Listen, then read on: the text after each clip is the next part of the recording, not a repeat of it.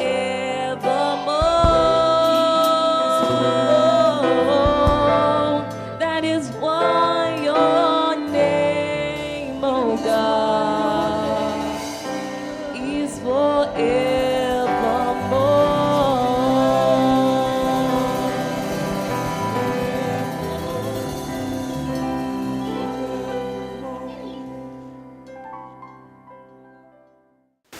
Hello everyone, my name's Rhoda Phiri. I am here to testify of the faithfulness of God vis-a-vis the past 1 year. On September 12, 2016, I was a victim of a terrible road accident. On that fateful Monday, I was coming from school going home. I met a friend at a bus shelter and we got chatting. In the midst of our laughing and talking, a Toyota car whose driver had lost control appeared on the scene. He was moving from one lane to the next uncontrollably. The windows were lowered so I could see what was happening. Meanwhile, my friend had received a phone call and her concentration was on the call. The next thing we heard were people screaming at us. When I looked, the car was literally flying from the overtaking lane to where we were standing. I quickly tapped her and before we could run, we were hit. And because we were standing at a bus shelter, when it hit us, it threw me into the airtime booth while she was thrown over the drainage and the car almost covered her. Part of the iron sheet from the shelter entered my side from the hip area to the knee, while the other part of the leg had strayed so much and was caught up in the iron sheet of the shelter. Shortly after, people came by to help. I thank God that we were conscious throughout because it made it easy to advise on how best to be carried out from that place. A police van drove to the scene and we were quickly rushed to a hospital. Upon getting there, we were taken to the emergency section and thereafter for x-rays. I sustained multiple fractures, some of which include burst acetabular fracture left hip, fractured left femur shaft, fractured proximity left tibia. Due to the congestion in that hospital, it was impossible for us to enter theatre the very night for ORIF. But then the hospital told us that we could only enter theatre after 2 months. That is November. By God's grace, we were both moved to different hospitals where open reduction and internal fixations procedures were done. I bled uncontrollably for 2 nights to the extent that my blood levels had reduced from 16 to 3.4 liters. Lots of blood transfusions had to be done. The impact was intense. The first time I was going into theatre, the nurses could not carry me from the bed to put me on a stretcher because each attempt made to carry me, my flesh would literally fall off my leg and they had to pick it and patch it back. So the doctor advised that I go into theatre with the bed. Entering theatre that day, I was reminded of 3 John 2. Beloved, I wish above all things that you may prosper and be in health, even as thy soul prospers. The present situation did not seem to agree with the scripture, but I remembered that what is written is superior to what was happening. The fractures were managed through ORIF, that's open reduction and internal fixations.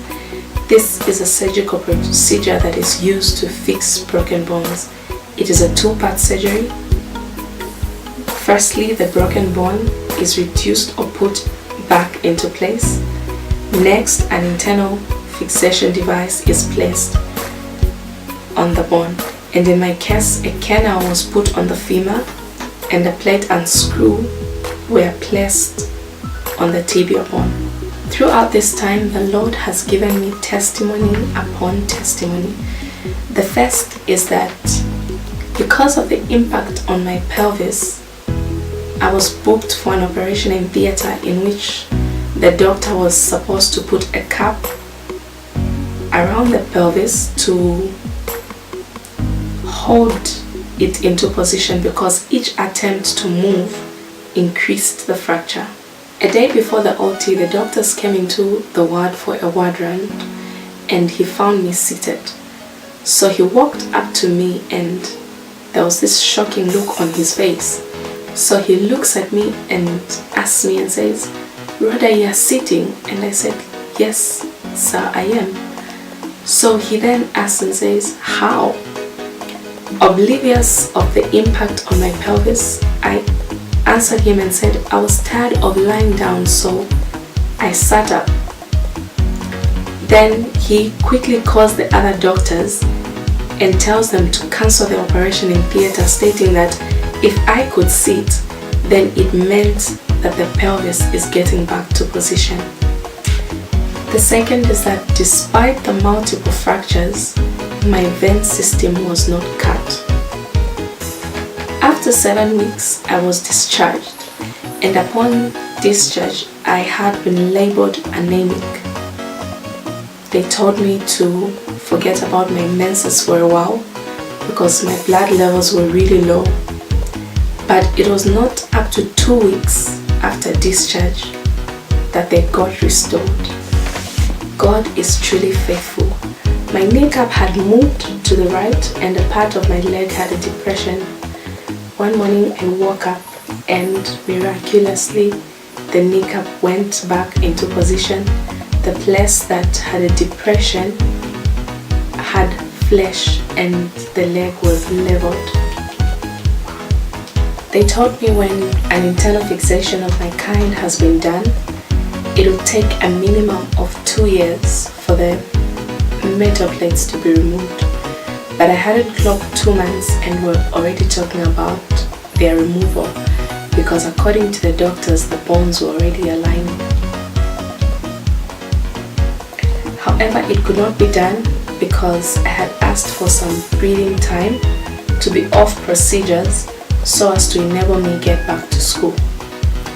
At the time of the accident, I had 2 months to completion of my Bachelor of Law degree program, LLB. But because of the accident, I could not sit for exams, and as a result, the university had told me that I had to retake the last semester. Against family, medical, and university advice, I still enrolled into school. By then, I was using a Zimmer frame to make movements. Family and medical advice was, "Rhoda, you can always do school later. For now, you are unable to do much on your own, for example, like bearing on the leg, properly sitting without assistance, let alone getting on a staircase. Get well first, then maybe next year you can consider returning to your studies." The university had stated that the law students are being moved to a new campus, which is a 3-story building and had no lift. And according to the timetables, my classes were on 1st and 2nd floor. But I still told them that I would register as a long-distance student. They told me that that category was intense. But God yet again proved to me that He is faithful. Before the decision to enroll, I asked Him if I could go ahead, and He did allow me to go ahead and register. So the present state did not bother me because as long as I had His backing, I was sure that He was going to perform a miracle. Even when the challenge suggested otherwise, I still looked up to Him and said,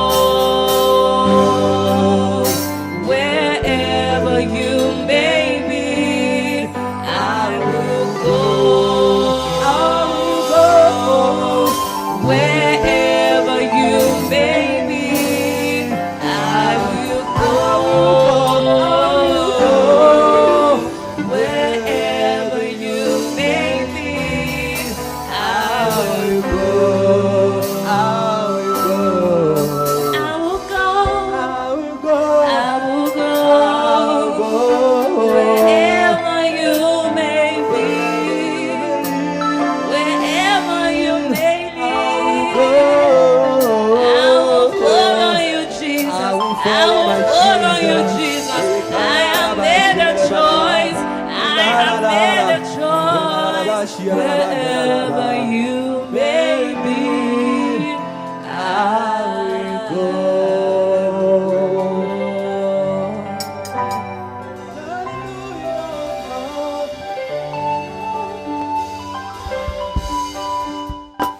I enrolled into school as a long-distance student, which meant that I would have to take assignments from home and only attend class during the residential period, in which I would also write tests and the final exam. It was not easy at all. I had to sit in class for over 3 hours, and within which my neck would get so swollen, I would be tired. But in all this, what stands tall is that God is faithful. In a few weeks before I could write the final exams, I moved from the Zimmer frame to 2 crutches. Exam time came and I dropped 1 crutch and was only using 1. I wrote my exams and cleared all my courses. God is faithful. The switch was miraculous, because in a short period of time, the x-rays showed that there was callus formation already taking place around the fractured areas of the bones. In December 2016, I went for x-rays, and one of the things the x-rays showed was the impact on my pelvis. According to the x-rays, it was clear that the bone around the pelvis was displaced, and that the canal that was fixed had migrated. And because of that migration, they told me that it was impossible for the protruding bone that was now displaced to go back to position, because the migrated canal would prevent it from going back. They further stated that it needed to be evaluated. The pink arrow is showing the displaced bone, the green one shows the canal that migrated from its normal position, which are the blue lines. As a result of the migration, it meant it was impossible for the displaced bone to return back to position. Funny enough, I went for this review alone. I was told the only way to restore the pelvis was through a total hip replacement, a surgical procedure in which the hip joint is replaced by a prosthetic implant. I still looked up to him and said,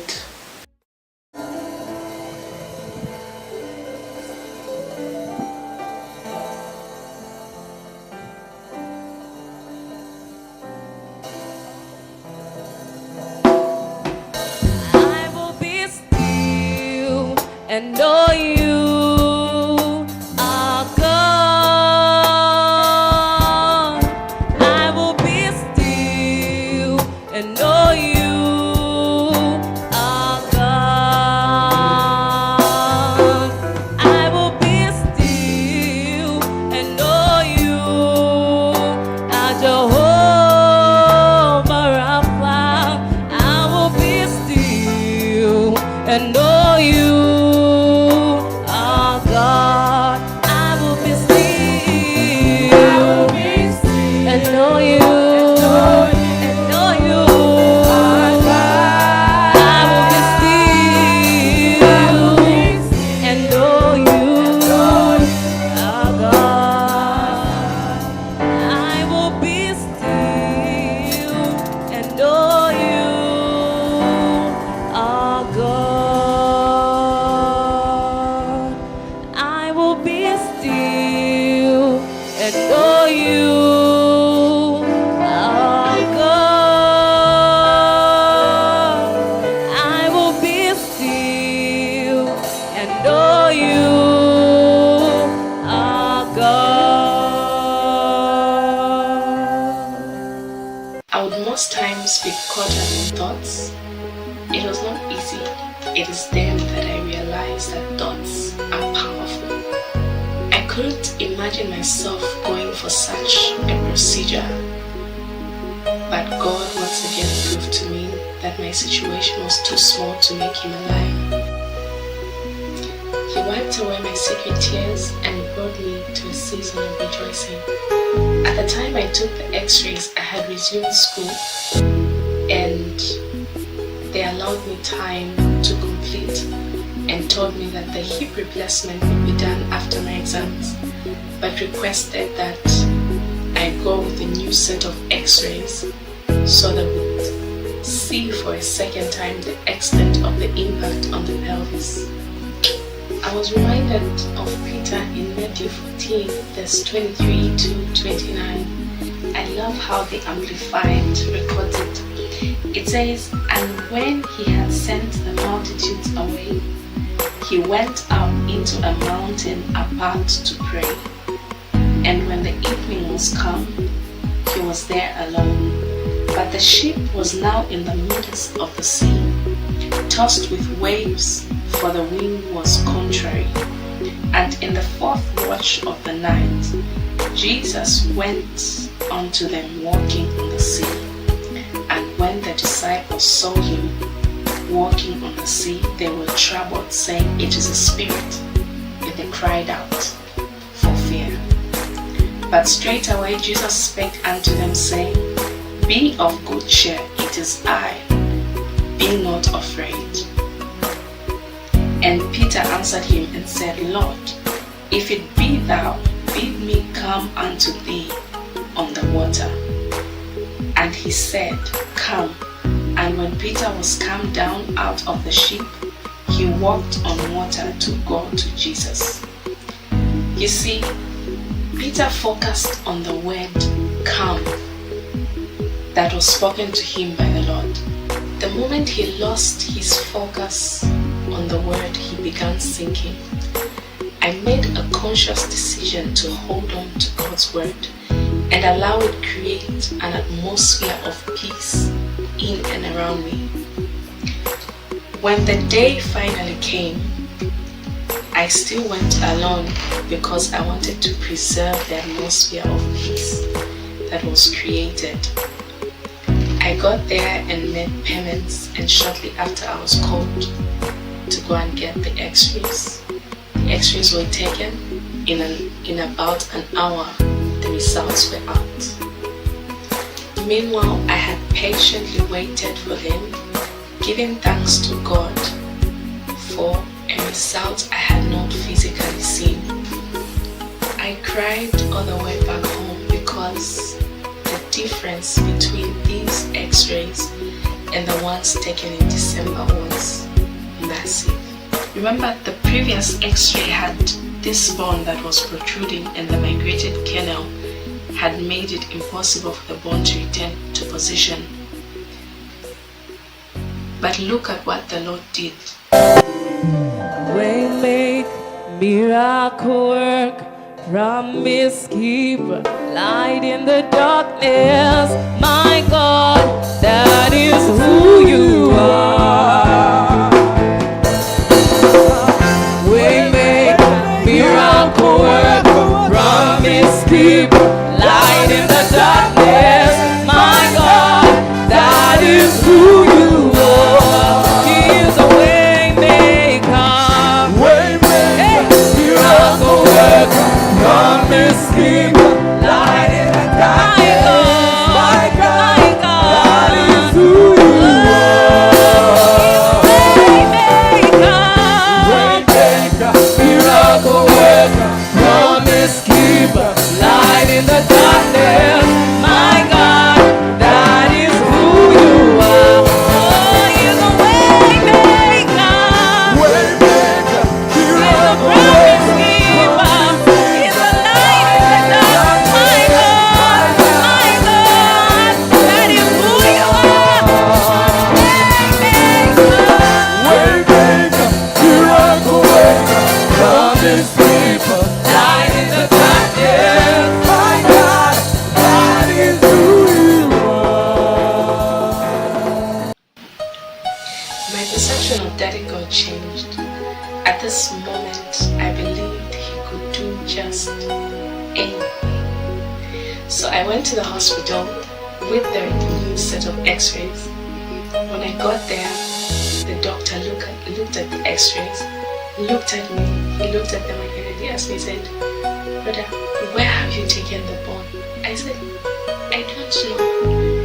He then says, "You must be lucky and blessed."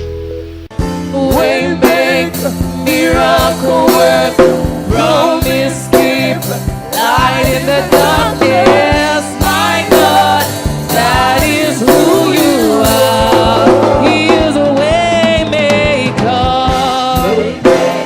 miracle worker, promise keeper, light in the darkness, my God, that is who you are.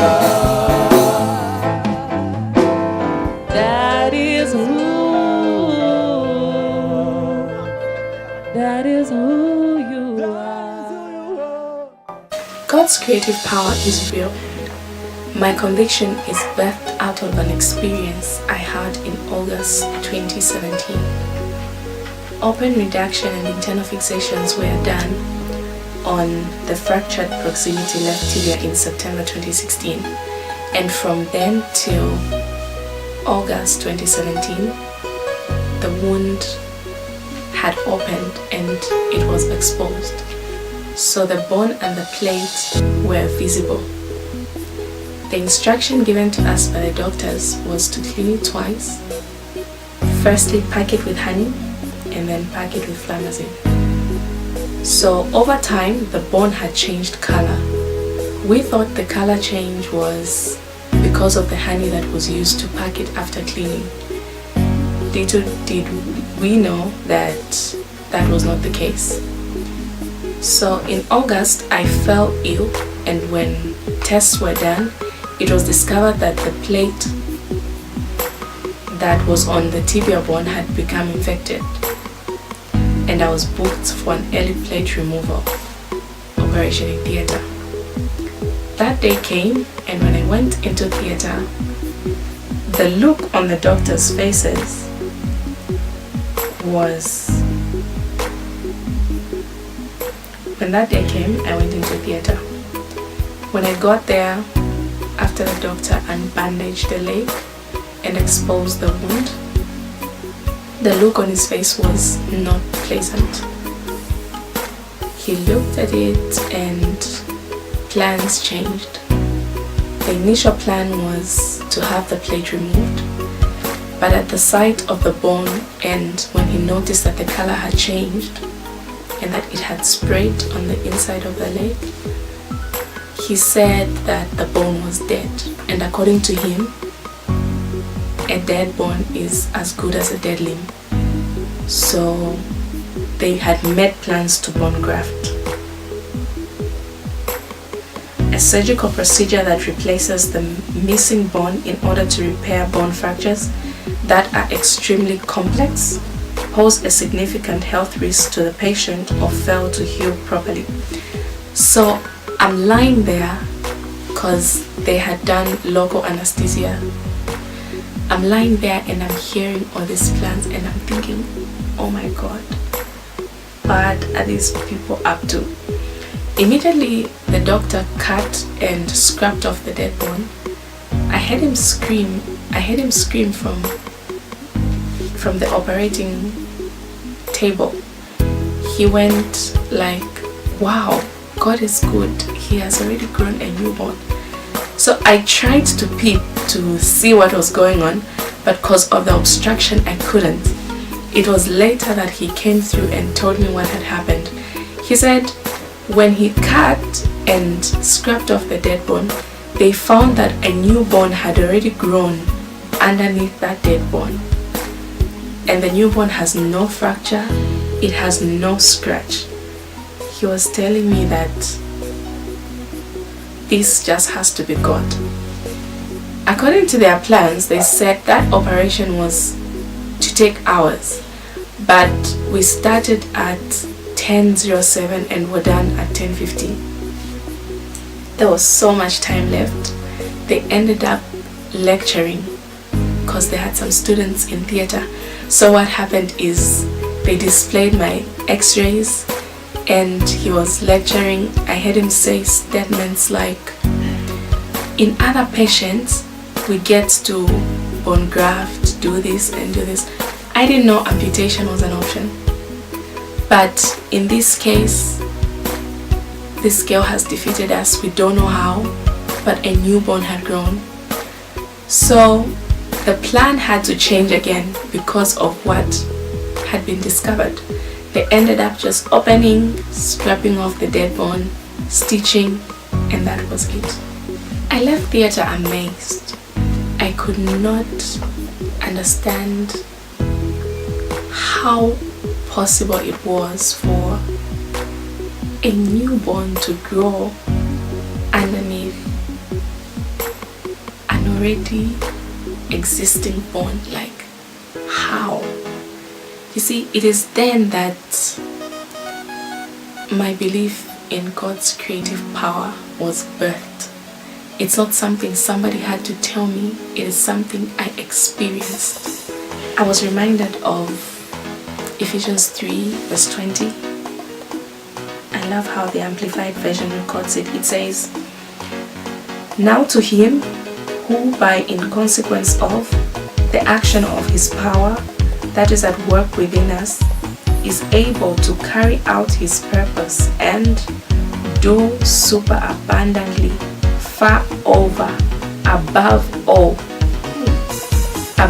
that we dare ask or think, indefinitely beyond our highest prayers, desires, thoughts, hopes, or dreams." I was taken back to the ward. I spent an entire week in hospital, and when a new week started on a Monday afternoon, the doctor came to the ward and he told me that there are other operations that they have to do because when they stitched their wound, they left a dressing which was going to be removed the following day. So he said that the femur bone also was not responding, it was not healing. So he wanted to replace the canal that was fixed, and that the estimated period I was to spend in hospital was a minimum of 8 weeks. I was so disturbed by that news. I just couldn't see myself in hospital for more than 2 months. Tuesday came. There was just this unexplainable peace around me. I went into theatre. It was supernatural. I was not on any drip, not on any anesthesia. If I say I was in pain, I would be lying. We went into theatre. Immediately they exposed the wound. The doctor looked at it and he noticed that it was already granulating. Again, he exclaimed, he said, "Somebody come and see, this wound is already healing." When he touched the leg, he noticed that there was skin that had formed, and as a result, they were not going to skin graft as they had planned, but they were going to let it close up on its own because there was enough skin for that to be achieved. So he looks at me and he says, "I knew you would change things." At that point, I looked up to God and I said, "Daddy, that's you they're talking about." Again, I experienced God's creative power. Way make, miracle work, promise keeper, light in the darkness. My God, that is who you are. Way make, miracle work, promise keeper, light in the darkness. My God, that is who you are. He is a way maker, miracle worker, promise keeper, light in the darkness. My God, that is who you are. Way maker, miracle worker, promise keeper, light in the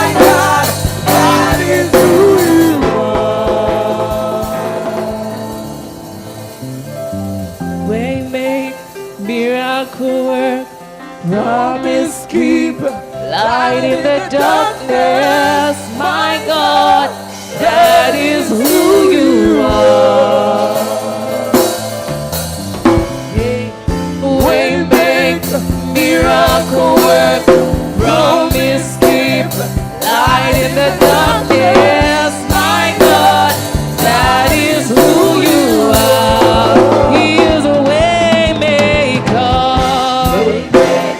miracle worker, promise keeper, light in the darkness, my God, that is who you are. That is who.